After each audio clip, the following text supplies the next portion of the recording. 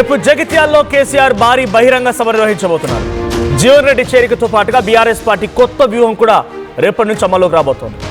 చాలా రోజుల తర్వాత కేసీఆర్ బయటికి వస్తుండడంతో కేసీఆర్ స్పీచ్ పైన జనాల్లో ఆసక్తి నెలకొంది. ప్రధానంగా 10 పాయింట్ల పైన కేసీఆర్ రేపు ప్రసంగించే అవకాశం ఉంది.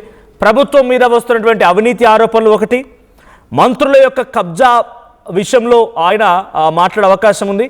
ఇక రైతు సమస్యల గురించి మాట్లాడబోతున్నారు. 6 గ్యారెంటీలు, కాంగ్రెస్ పార్టీ ప్రవేశపెట్టిన 6 గ్యారెంటీలపై మాట్లాడబోతున్నారు. రాష్ట్ర ఆర్థిక పరిస్థితి పూర్తిగా దివాలా తీసిందని, అప్పుల బారిలో పడిపోయామని చెప్పి ఆ విషయంపై మాట్లాడబోతున్నారు. ఇక ఉద్యోగాలు అండ్ నిరుద్యోగ సమస్యపై లేవనెత్తబోతున్నారు. కాళేశ్వరం ప్రాజెక్ట్ సంబంధించి కాళేశ్వరం ప్రాజెక్ట్ని ఆలస్యం చేయడం, కాళేశ్వరం ప్రాజెక్ట్ని ఒక బూచిగా చూపిస్తోంది ప్రభుత్వం. ఇప్పటివరకు 2 ఏళ్ళు పూర్తి అయిపోయినాయని చెప్పి దాని విషయంలో మాట్లాడే అవకాశం ఉంది. ఇక తెలంగాణలో రియల్ ఎస్టేట్ పడిపోవడం పైన, మహిళా రిజర్వేషన్ అండ్ డీలిమిటేషన్ బిల్ పైన, ఆయన కవిత పెట్టబోతున్నటువంటి కొత్త పార్టీ పైన కూడా ఆయన మాట్లాడే అవకాశం ఉంది. ఈ 10 అంశాలపైన ప్రధానంగా కేసీఆర్ మాట్లాడబోతున్నారు. రేపు జగిత్యాల జనగర్జన పేరుతో ఈ భారీ బహిరంగ సభకు అన్ని రకాల ఏర్పాట్లు కూడా పూర్తయ్యాయి.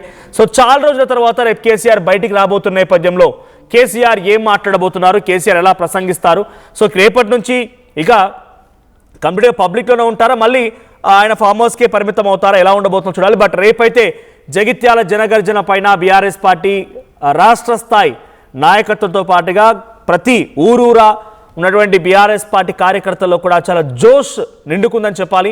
సో చాలా రోజుల తర్వాత, అది ప్లీనరీ సభ తర్వాత మొదటి బహిరంగ సభ అని చెప్పాలి కేసీఆర్ బయటకు వస్తూ మాట్లాడబోయేది. సో కేసీఆర్ ఎలా మాట్లాడతారో చూడాలి. మా ప్రతినిధి మధు కూడా సిద్ధంగా ఉన్నారు. మధు, రేపు ఏం జరగబోతోంది? బీఆర్ఎస్ పార్టీ ఎటువంటి ఎక్స్పెక్టేషన్తో ఉంది? రేపటి నుంచి ప్రభుత్వం పైన ఏ రకంగా బీఆర్ఎస్ పార్టీ వ్యూహాలు అమలు చేయబోతోంది? జీవన్ రెడ్డి చేరిక తర్వాత ఎటువంటి ప్లాన్స్ ఉండబోతున్నాయి?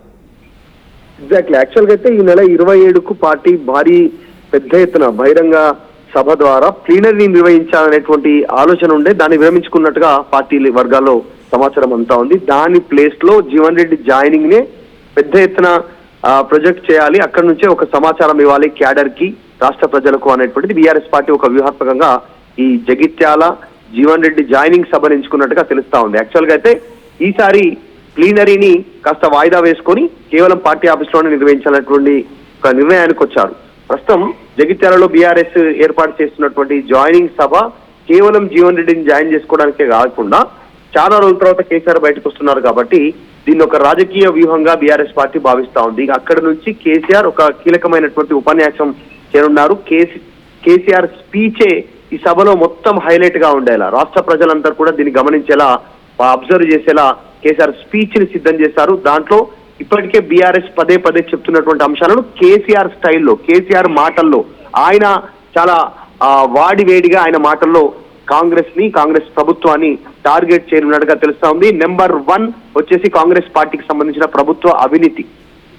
కాంగ్రెస్ అధికారంలోకి వచ్చి 2.5 సంవత్సరాలు కంప్లీట్ అయిన నేపథ్యంలో వస్తున్నటువంటి అవినీతి ఆరోపణలు, ప్రతి శాఖలో, ప్రతి మంత్రి, ప్రతి డిపార్ట్మెంట్ లో, ప్రతి దగ్గర వస్తున్నటువంటి అవినీతి అంశాలను కేసీఆర్ సభా వేదికగా జనాలకు, క్యాడర్ కి వివరించేటువంటి అవకాశం ఉంది. అక్కడి నుంచి నేరుగా నేషనల్ మీడియాను కూడా ఆకట్టుకునేలా ఆయన ప్రసంగం ఉండేలా దీనికి సంబంధించి కార్యాచరణ రూపొందిస్తున్నట్టుగా తెలుస్తా ఉంది. మరొకటి, ప్రధానంగా గతంలో 10 సంవత్సరాల్లో కేసీఆర్ ప్రభుత్వంలో రైతులకు సంబంధించినటువంటి అంశాల్లో ఎట్లయితే ఫోకస్డ్ గా ప్రభుత్వం పథకాలు అమలు చేసిందో, ఆ పథకాలు ఇప్పుడు లేట్ అవుతుండడం, రైతులకు ఇబ్బంది కలుగుతుండడంతో ముఖ్యంగా రైతు భరోసా సంబంధించినటువంటి ఆ అంశంలో ఆయన రైతు భరోసా, రుణమాఫీ, వీటి అమలుకు సంబంధించినటువంటి అంశాలపైన, తర్వాత ఎరువులు, విత్తనాలు సరఫరాల సమస్యలు, ప్రజలకు పంట గిట్టుబాటు ధరకు సంబంధించిన అంశాలపైన, రైతు అంశాలపైన ఆయన ప్రధానంగా ఫోకస్ గా మాట్లాడేటువంటి అవకాశం ఉంది. సెకండ్ పాయింట్, ఇంకా మిగతా అంశాల్లో వాళ్ళు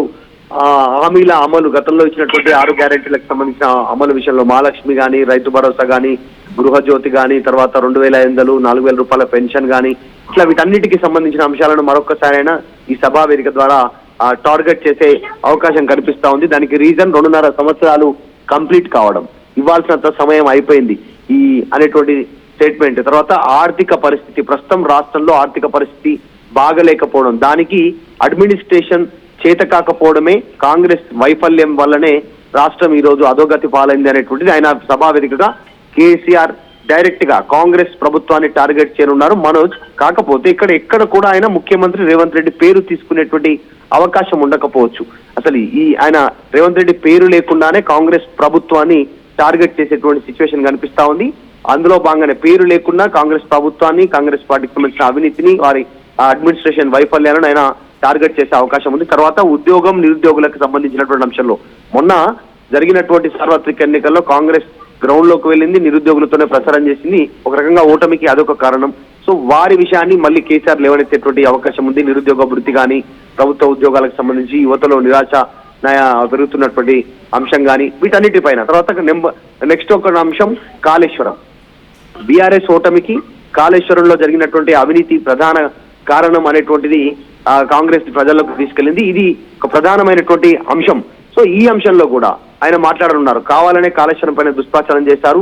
అందుకే ఇప్పుడు సమయం వచ్చింది, ఏం చేయలేకపోతున్నారు, జనాలు నమ్మలేకపోతున్నారు. ఇంకా కాళేశ్వరం నీళ్ళ జనాలకు అందుతా ఉన్నాయి, పంటల రూపంలో తాగునీరు కానీ సాగునీరు కానీ. కాబట్టి అందుకే యుద్ధ ప్రాతిపదికన ఎన్డీఏసీ ఇచ్చిన రిపోర్ట్ ఎప్పుడో ఇస్తే ఇప్పుడు దాన్ని వర్షాకాలం వచ్చే లోపల కంప్లీట్ చేయాలని ప్రభుత్వం నిర్ణయం తీసుకుంది అనేటువంటిది ప్రజల్లోకి తీసుకెళ్లేలా కేసీఆర్ ఆ సభా వేదిక నుంచి సమాచారం ఇవ్వనట్టుగా తెలుస్తా ఉంది.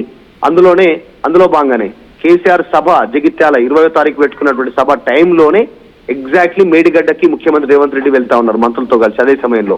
సో అక్కడి నుంచి ఆయన టార్గెట్ చేయనున్నట్టుగా తెలుస్తా ఉంది.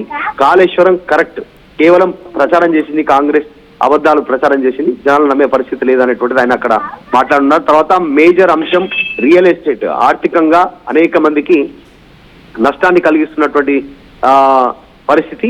రియల్ ఎస్టేట్ డమాలైంది. తెలంగాణలో పెట్టుబడులు లేవు, కొత్త కంపెనీలు లేవు, ఉన్న కంపెనీలు అన్ని కూడా వలస వెళ్తూ ఉన్నటువంటి పరిస్థితి ఉంది. కేవలం ప్రకటనలకే పరిమితమైంది. ఇప్పుడు దావోస్ తర్వాత జరిగినటువంటి మన రీసెంట్ గా జరిగినటువంటి ఫ్యూచర్ సిటీలో జరిగినటువంటి పెట్టుబడుల సమ్మిట్, ఈ సమ్మిట్ కి సంబంధించినటువంటిది ప్రకటనలే. ఇంతవరకు కొత్త కంపెనీ రాలేదు, ఉన్న కంపెనీలు పోతా ఉన్నటువంటి పరిస్థితి. దానికి అడ్మినిస్ట్రేషన్ లోపం, చేయలేకపోవడం, ప్రచారం పెద్ద ఎత్తున బ్యాడ్ ప్రచారం జరగడం రాష్ట్రం గురించి అనేటువంటిది కేసీఆర్ మాట్లాడనున్నట్టుగా పార్టీ వర్గాలు చెప్తా ఉన్నాయి. తర్వాత భూముల విషయంలో కాంగ్రెస్ వివాదాలకు సంబంధించి లగజర్ల, ఎస్యూ, Musi, future city, HILT policy, Pottinagulapalli, Nadargul, Khammam, Velugumatla భూములు, నాదర్గుల్, వికారాబాద్ కి సంబంధించినటువంటి భూములు, ఈ భూముల వివాదం పైన కూడా కేసీఆర్ మాట్లాడనున్నట్టుగా తెలుస్తోంది. అంటే గద్దల్లా కాంగ్రెస్ పార్టీకి సంబంధించిన పెద్దలు భూముల పైన పడ్డారనేటువంటిది ఆయన మెసేజ్ ఇవ్వనున్నట్టుగా తెలుస్తా ఉంది. ఇక మెయిన్ రీజన్ వచ్చేసి అక్కడ సభకు సంబంధించినటువంటిది జగిత్యాలలో జీవన్ రెడ్డి జాయినింగ్ కి సంబంధించి, కాబట్టి దానిపైన కూడా కేసీఆర్ మాట్లాడనున్నట్టుగా తెలుస్తా ఉంది. కాంగ్రెస్ పార్టీలో సీనియర్లకు గౌరవం దక్కట్లేదు, మొదటి నుంచి ఉన్నటువంటి సీనియర్లను పక్కన పెడతా ఉన్నారు. అందుకే జీవన్ రెడ్డి లాంటి వాళ్ళందరూ కూడా అవమానం భరించలేక బీఆర్ఎస్ పార్టీ వైపు చూస్తున్నారు. ఇది రీజన్ కాంగ్రెస్ పార్టీలో ఉన్నటువంటి సిచ్యువేషన్ అనేటువంటిది. అంటే కాంగ్రెస్ పార్టీలో ఉన్న సీనియర్లు ఒక అభద్రతా భావం కానీ, ఒక అవమానం కానీ, దాన్ని ప్రొజెక్ట్ చేసేటువంటి అవకాశం కనిపిస్తా ఉంది కేసీఆర్. తర్వాత జిహెచ్ఎంసీ 3 విభాగాలుగా విభజించినటువంటి సిచ్యువేషన్ పైన కూడా కేసీఆర్ మాట్లాడున్నట్టుగా చాలా స్పష్టంగా తెలుస్తా ఉంది. హైదరాబాద్, మల్కాజిగిరి, జిహెచ్ఎంసీ. దీనివల్ల జిహెచ్ఎంసీ ఆదాయం తగ్గిపోయే అవకాశం ఉంది. కేవలం సైబరాబాద్ డెవలప్ అవుతా ఉంది. సైబరాబాద్ కు ఆదాయం ఉంటుంది, జిహెచ్ఎంసీ, మల్కాజిగిరి ప్రాంతాల్లో ఆదాయం తగ్గే అవకాశం ఉంటుంది. సో ఏ రకంగా దాన్ని డెవలప్ చేస్తారు అనేటువంటిది, అంటే శాస్త్రీయబద్ధంగా విభజన జరగలేదు, హడావిడిగా చేశారు. ఈ అంశాన్ని జనాల్లోకి వివరించే అవకాశం ఉంది. ఇంకా మరొక పాయింట్, నన్ను తిట్టడానికే కాంగ్రెస్ ప్రభుత్వం సమయం సగం అయిపోయింది, 2.5 సంవత్సరాలు అయిపోయింది. నన్ను అధికారంలోకి రావడానికి నన్నే తిట్టారు, అధికారంలోకి వచ్చిన తర్వాత కూడా నన్నే తిడతా ఉన్నారు, ఏం చేయలేదు అనేటువంటిది ఆయన అభివృద్ధి మాత్రం చేయట్లేదు అనేటువంటిది చెప్పనున్నట్టుగా తెలుస్తా ఉంది. ఇంకా రీసెంట్ గా కేంద్రం తీసుకున్నటువంటి నిర్ణయాలు, మహిళా రిజర్వేషన్, డీలిమిటేషన్ కి సంబంధించినటువంటి 2 జత కలిపి పార్లమెంట్ లో పెట్టినటువంటి బిల్లు వీగిపోయినటువంటి సందర్భంలో దీనిపైన కూడా ఆయన ఒక కీలక ఉపన్యాసం చేయనున్నట్టుగా తెలుస్తా ఉంది. తెలంగాణలో జగిత్యాలకు సంబంధించినటువంటి జనగర్జన సభలో ఇంకా కవిత పార్టీ పైన క్లారిటీ ఇచ్చే అవకాశం ఉందా మధు? కవిత 25వ తారీఖు రోజున హైదరాబాద్ మేడ్చల్లో ఆమె ఒక భారీ ర్యాలీ, ఒక సభ ద్వారా కవిత పార్టీ అనౌన్స్మెంట్ ఉంది. ఆ రోజు కూడా ఆయన మాట్లాడే అవకాశం ఉంది. 3 రోజుల క్రితం అన్న కవితకు సంబంధించి బీఆర్ఎస్ పార్టీ వర్కింగ్ ప్రెసిడెంట్, మాజీ మంత్రి కేటీఆర్ రెస్పాండ్ అయ్యారు. తల్లిదండ్రులను ఇబ్బంది పెట్టి శోకానికి గురి చేసి పనులు చేయొద్దు అనేటువంటి స్టేట్మెంట్ కవితను ఉద్దేశించి మొదటిసారి కేటీఆర్ రెస్పాండ్ అయ్యారు. సో దానిపైన కేసీఆర్ కూడా రెస్పాండ్ అయ్యేటువంటి అవకాశం కనిపిస్తా ఉంది కవిత సభ పైన. అంటే కాస్త ఓవరాల్ గా పార్టీ పెట్టేటువంటి హక్కు ఎవరికైనా ఉండొచ్చు అనేటువంటిది ఆ రకంగా మాట్లాడతారా, లేదు అంటే ఇప్పుడున్న సిచ్యువేషన్ లో బీఆర్ఎస్ తప్ప వేరే అవకాశం లేదు తెలంగాణలో అనేటువంటి స్టేట్మెంట్ ఆమెను టార్గెట్ గా మాట్లాడతారా చూడాలి. తండ్రి కూతురు పైన ఒక రెస్పాండ్ అయితే ఫస్ట్ రెస్పాన్స్ కింద ఈ సభా వేదిక అయ్యేటువంటి అవకాశం కనిపిస్తా ఉంది. సో ప్రస్తుతానికైతే తెలంగాణలో కాంగ్రెస్ ప్రజల నమ్మకాన్ని కోల్పోయింది అనేటువంటి అంశాన్ని బలంగా ఈ సభ ద్వారా తీసుకెళ్ళడానికి ప్రయత్నం చేస్తా ఉన్నారు. Right, thank you Madhu. So మొత్తంగా జగిత్యాల జనగర్జన పేరుతో బీఆర్ఎస్ నిర్వహించినటువంటి ఈ భారీ బహిరంగ సభకి అన్ని రకాల ఏర్పాట్లు పూర్తయ్యాయి. రేపు కేసీఆర్ చాలా రోజుల తర్వాత బయటికి రాబోతున్నారు. యాజ్ మధు సెట్, ఈ నెల బీఆర్ఎస్ పార్టీ అంటే టీఆర్ఎస్ పార్టీ ఆవిర్భవించిన రోజు కూడా ఉంది. ప్లీనరీ ఏర్పాటు చేయాలనుకున్నారు, కానీ అంతకంటే మునుపే జీవన్ రెడ్డి జాయిన్ అవుతున్నారు కాబట్టి దీన్నే ఒక ప్లీనరీగా భావించి భారీ స్థాయిలో జన సమీకరణ చేయాలని ఆలోచన చేస్తున్నారు. కేసీఆర్ బయటకు వచ్చి రేపు చాలా కీలకమైన విషయాలపైన మాట్లాడే అవకాశం ఉంది. సో కేసీఆర్ ఏ అంశాలపై మాట్లాడాలనుకుంటున్నారు మీరు? సో కేసీఆర్ ఏ అంశాలను టార్గెట్ చేస్తే బాగుంటుంది? సో కేసీఆర్ ఏం మాట్లాడితే బాగుంటుందో మీ అభిప్రాయాన్ని కామెంట్ చేయండి. బంగారు ఆభరణాల బిఏ ఛార్జీలపై 50% తగ్గింపు. త్వరపడండి, అక్షయ లక్ష్మిని ఆహ్వానించండి. The Chennai shopping mall, Telangana మరియు Andhra Pradesh. 148 plus student-led startups, 11 exited startups, 12 cash flow positive startups. KL deemed to be university. చిన్న చిన్న ఆనందాలు 35 ఏళ్లుగా నా జీవితంలో లేవు. 35 ఏళ్లుగా నేను డైపర్లలో బ్రతికాను.